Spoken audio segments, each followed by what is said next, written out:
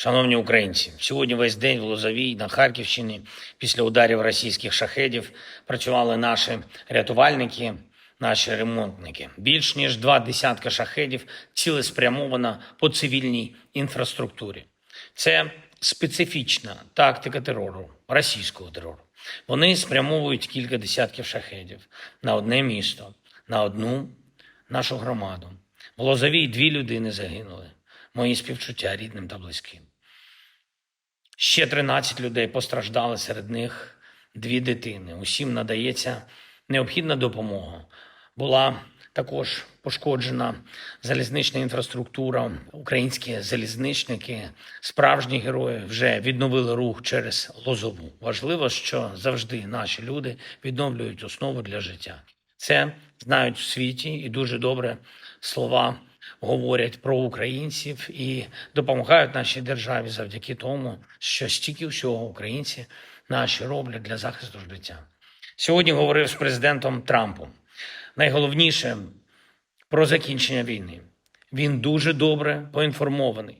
Він знає про російські удари, знає про ситуацію на фронті, про те, що росіяни зараз намагаються зробити удари більш інтенсивними. Ми в Україні повністю підтримуємо американську пропозицію негайного припинення вогню. Ми вже багато різних форматів пробували, як можна припинити вогонь, як можна припинити вбивство. Ми говорили та пропонували Росії тишу в небі, відсутність таких ударів, ракет і дронів і загалом по цивільній інфраструктурі і конкретно відсутність ударів по енергетиці. Все це порушувалось росіянами, причому дуже цинічно. Навіть коли вони не били шахедами, вони били просто по енергетичному обладнанню, по трансформаторах. І жодного дня вони не припиняли терор проти цивільних. Жодного дня вони не давали реальної повної тиші на фронті. І першопричиною війни є лише бажання росіян контролювати життя сусідів, підкорювати сусідів, вбивати сусідів. Якби не це, війни би не було. Дуже важливо, що в Москві почали зважати на тиск світу, на тиск Сполучених Штатів Америки, на загрозу більш жорстких санкцій за війну. І дійсно один з ключових санкційних треків проти російської нафти, щоб Росія пішла на мир. У неї мають закінчитись гроші на війну. Працюємо заради цього, і я вдячний усім в світі, хто підтримує. Ми обговорили сьогодні з президентом Сполучених Штатів Америки наші двосторонні відносини. Ми пропонуємо хорошу угоду щодо дронів. Ми будемо з нашою командою і командою Сполучених Штатів працювати над деталями угоди. Я хочу подякувати також Америці, партнерам в Європі, в НАТО за можливість нового постачання зброї в межах спеціальної ініціативи. Напередодні було рішення Нідерландів про 500 мільйонів євро. Сьогодні є рішення Швеції, Норвегії та Данії на загальну суму в 500 мільйонів доларів. Кошти на закупівлю американської зброї, зокрема ракет для Петріотів. Дякую. Особливо також хочу відзначити зусилля Марка Рютте, щоб це запрацювало. Сьогодні, до речі, з Марком ми говорили, я подякував йому особисто. Говорили також сьогодні з прем'єр-міністром Хорватії, привітав його з Днем Перемоги. Це День хорватських захисників незалежності. Україна вдячна Хорватії за дуже принципову підтримку нашої боротьби за нашу незалежність. Ми обговорили з ним ситуацію на фронті, наші дипломатичні можливості. Дякую.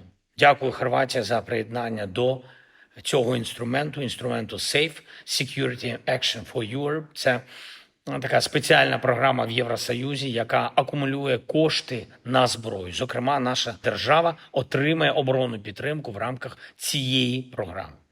18 країн-учасниць.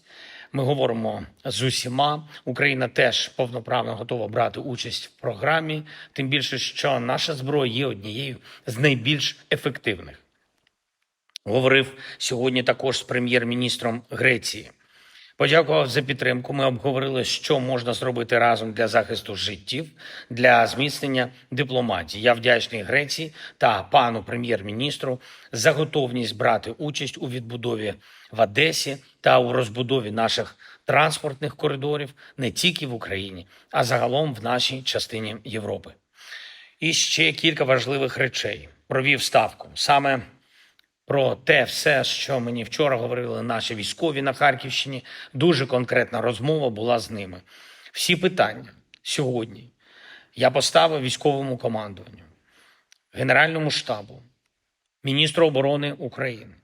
Ми точно збільшимо фінанси для бригад на пряму закупівлю дронів. На понеділок має бути чіткий порядок дій, як бригади зможуть також напряму купувати пікапи, і саме такі, які потрібні бригадам. Буде розширення контракту 18-24, зараз ми пропрацьовуємо деталі.